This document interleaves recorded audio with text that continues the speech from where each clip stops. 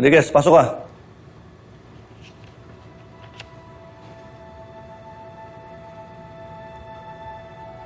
Ba't late ka? Baka nakakalimutan mo, Enriquez. Desk job ka. Pasensya na po, sir.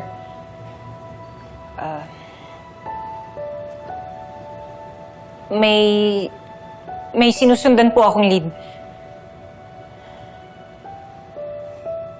Lead?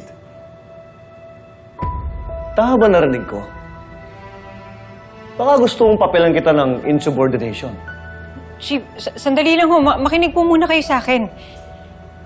May nakita po kaming pattern ni Noble doon sa ISP killer. Hindi lang siya basta hate crime. Meron siyang specific na targets. Hindi lang basta mga bakla. Chief, serial killer po itong hinahanap natin.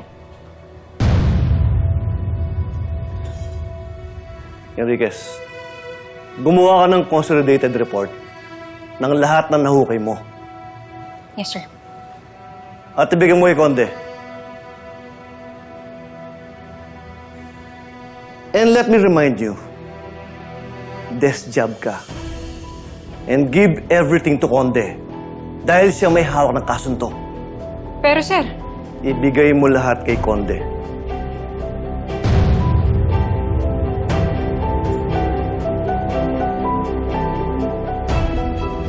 sige po, sir.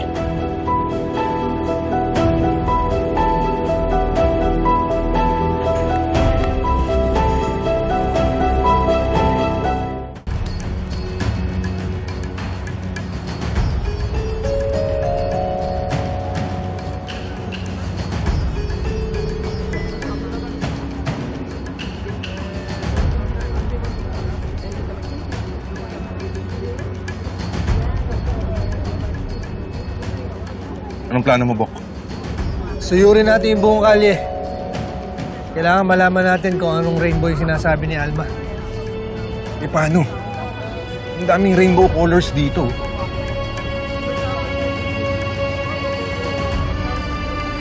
Sino kaya sa kanila yung susunod na biktima?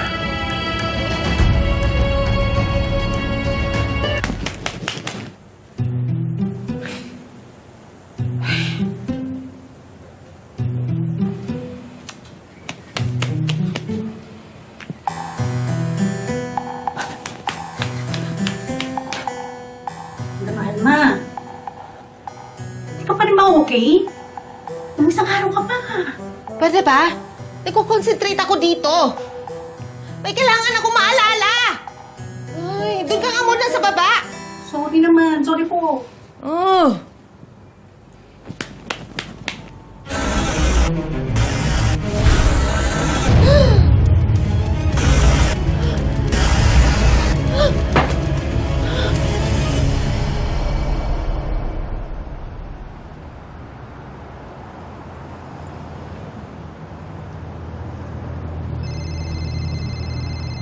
Si Alma. Hello, Alma. Hello, Sir Tornio. Oo, na-figure out na namin yung kalye. Nandito kami ngayon sa Casa Rafael Avenue. Pero, baka matulungan mo kami. Nagkalat yung mga rainbow design dito. Hindi namin talaga alam kung ano hanapin namin. Sir, yan nga yung tinatawag ko sa iyo. Luminaw na yung vision ko. Yung sinasabi ko sa yung design na rainbow, sa payong yun. Ano? Payong? Sigurado ka, Alma? Oo, sir, sigurado ako. Sige, maraming salamat. Malaking tulong na yun, Alma. Ano daw? Payong. Payong na may rainbow design. Yun yung hinahanap natin.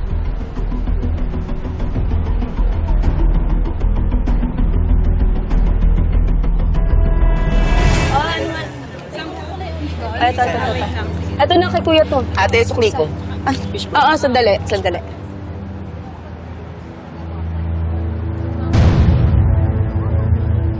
Kanino nga yung orange? Sa'yo na. Ay, Dali. ate, kulang yung sukli nyo.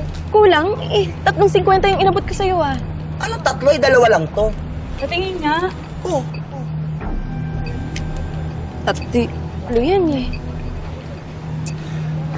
Oh, Ay, ate, ang bait nyo. Bless your heart po.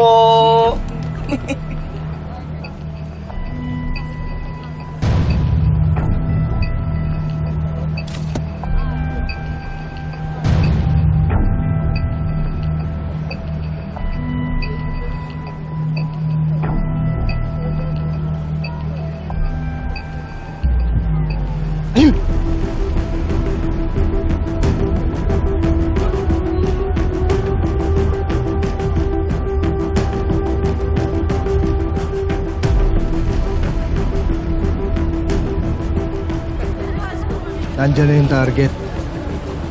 Sigurado ako, nandyan lang sa paligid yung killer. Basta sundan lang natin yung target.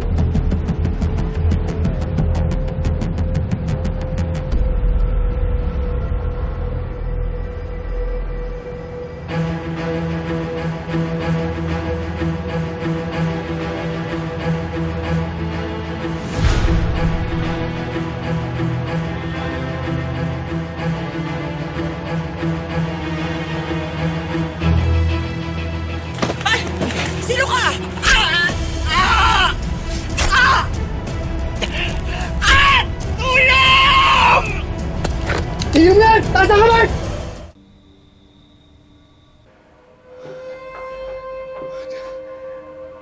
Paano nila nalaman yung susunod ko na target? Paano? Hindi pwede to. Hindi pwede to!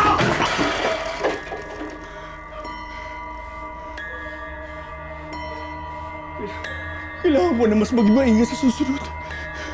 Hindi na ako sasabit ulit! Hindi na! Hindi na! Hindi na!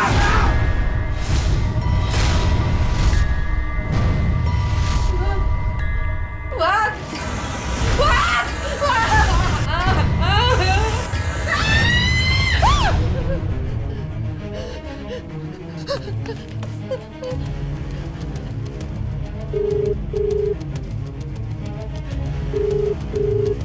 Hello? Hello? Hello, Sir Tonyo? Hello, Alma. Ayos ka lang? May problema ba? Sir! Alam ko ng itsura ng killer!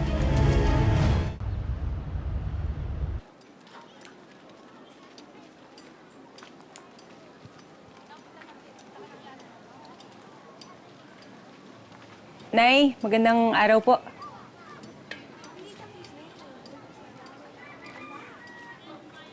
Anong kailangan mo? Kayo po ba si Mrs. Brehel? Ako nga. Bakit? Gusto ko lang po sana kayo makausap tungkol kay Matmat. Umalis ka na. Matagal nang hindi umuwi ang anak ko.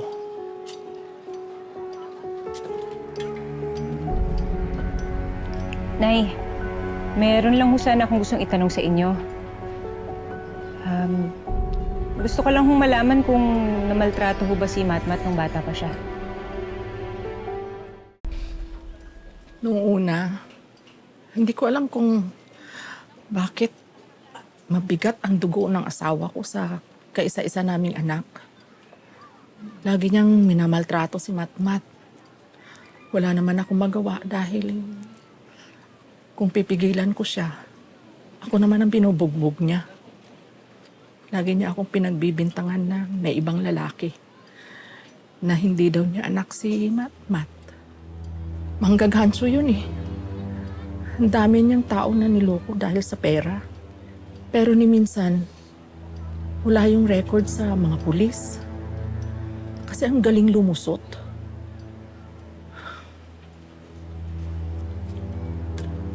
Hindi na ho kayo nagkaayos ng asawa niya? Naku, hindi na. Magmula nung nalaman ko na niloloko niya ako. Niloloko? Ibig sabihin may iba siyang babae? Naku, hindi. May iba siyang lalaki. Rosetta pala yung hayop na yun.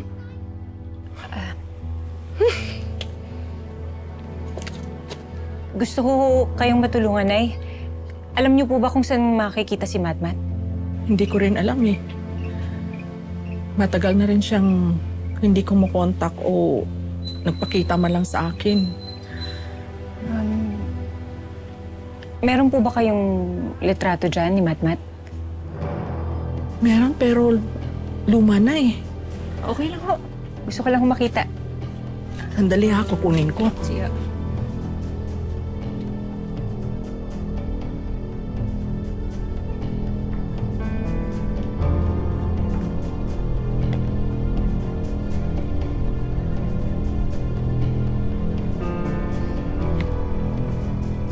Ito po yung anak ko. Si Mateo Ramos to ah. Opo, ang tunay po na pangalan ni Matmat ay Mateo Ramos.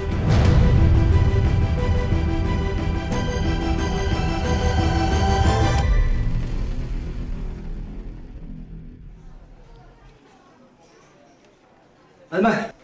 Anong balita? Sir Tonyo, nakita ko na yung killer. Naku, sir, malinaw na sa akin yung maitsura niya. Yun, tama-tama. Isasama kita dun sa sketch artist namin para ma-describe mo sa kanya yung mukha ng killer. Sige, sir, gusto ko na matapos talaga to.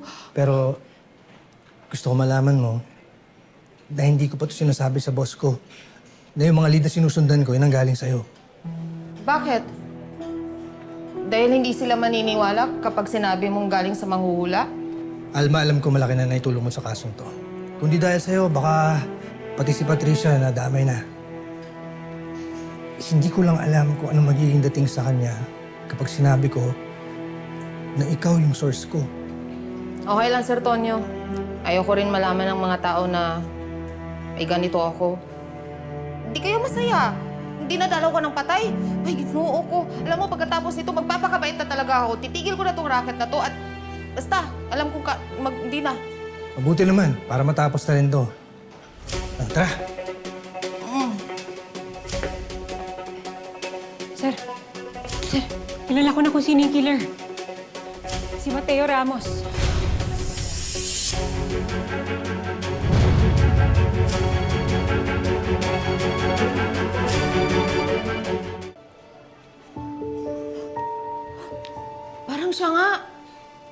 Parang siya nga yung nakita ko. Kaso, hindi, kalbo yun eh. Oo, yung walang buhok. Teka, sandali. Ano? Kalbo? Oo. Kasi naubos na. Alma, Parang siya nga talaga. sigurado ka ito yung nakita mo? Sir! Siya yung nakita ko! Oo! Oo! Sigurado ka? Yes! Oo!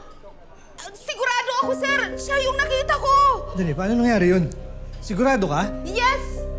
Kasi yung si Mateo Ramos, wala siyang record sa pagpatay. Nakulong yan dahil sa pagnanakaw. Hindi pa siya nauuli sa pagpatay, sir. Pero meron tayong cold case dito na siya ang suspect. Nakausap ko yung nanay ni Mateo Ramos. At ang sabi niya, nung maliit pa daw si Mateo, minamaltrato siya ng tatay niya. At yung tatay niya na to, cheater, manloloko, manggagancho. Meron akong nabuong profile ng ISP killer, sir. Meron siya talagang tinatarget eh. Parehong-pareho. Cheater, abusive parent, manloloko, manggagancho. Ganun din. Pero bakit ba ding yung mga binibiktima niya? Dahil yung tatay na nananakit sa kanya, closet gay. Kaya siguro ganun din yung mga binibiktima niya. Nasabi mo na ba kay Chief lahat ng impormasyon na to? Hindi pa po, sir eh. Konde. Anong pinag-usapan niyo ni Enriquez? Sir, may sasabihin daw sa inyo si Enriquez. Lahat yan. Good news! Dahil na-discover ni Enriquez ang serial killer na matagal nating hinahanap at walang iba kundi si Mateo Ramos. Ibig sabihin, walang kinalaman yung nagpatakas kay Mando. Nagkataon lang, nakatakas si Mateo at nakapatay ng dalawa. Kaya aralin nyo na mabuti yan.